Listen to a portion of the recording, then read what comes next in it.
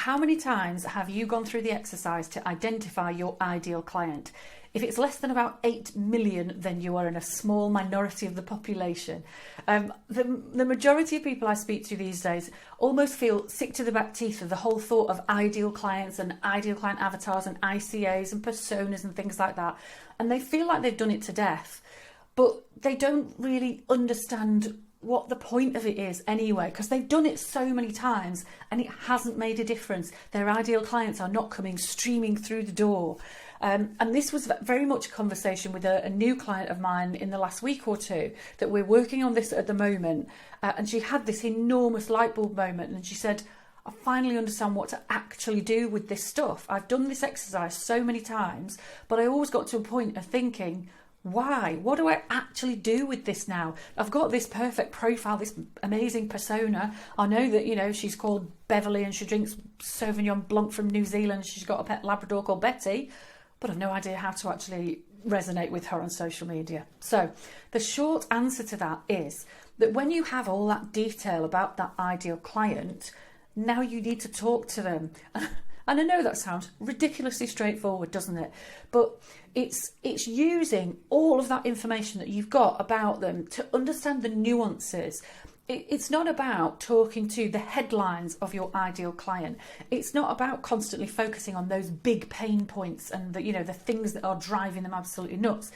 It's actually about getting to the nitty-gritty of the detail so that you really connect with them and so that they absolutely feel like you understand what on earth is going on for them. So I'm going to try and give you a little example.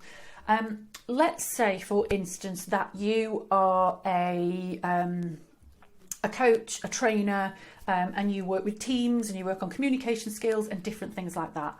People might often say to me, what my ideal client really wants is teams that communicate better.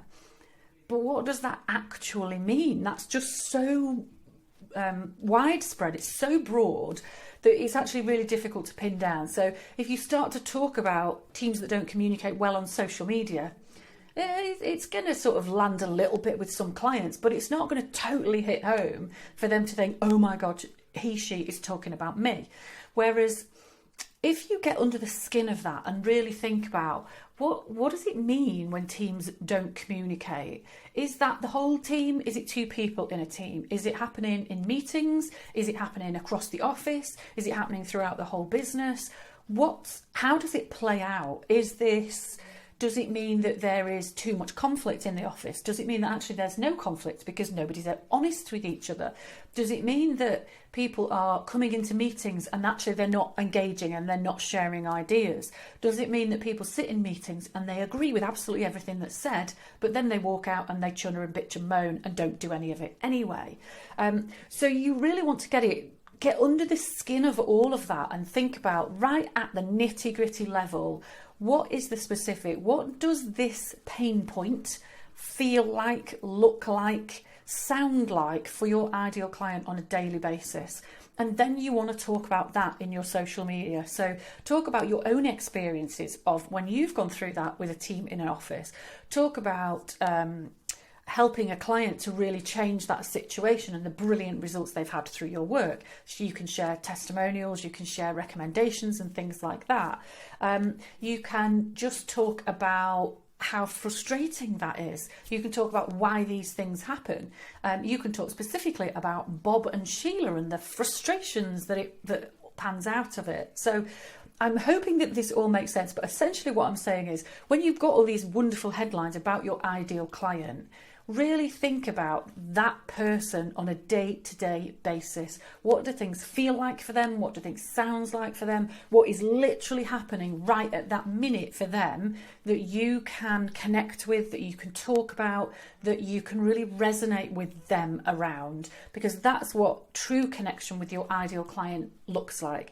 And that what they want is for somebody to talk about the specifics of their issues, because that will give them that moment that says, oh my God, you are talking about me and you totally get it. I need to come and speak to you. That's where you want to get to with your ideal client. If you know you could do with a really in-depth chin wag like that, so you've got a sounding board to get into the nitty-gritty and the depths of that, I would love to have a call with you. My 1 hour strategy session is absolutely perfect for really digging under the skin of your ideal client and generating lots of those fabulous content ideas and ways to really connect with your client. So drop me a message, get in touch, or just head straight to my website and have a look at my strategy calls and book yourself in. Thank you, folks.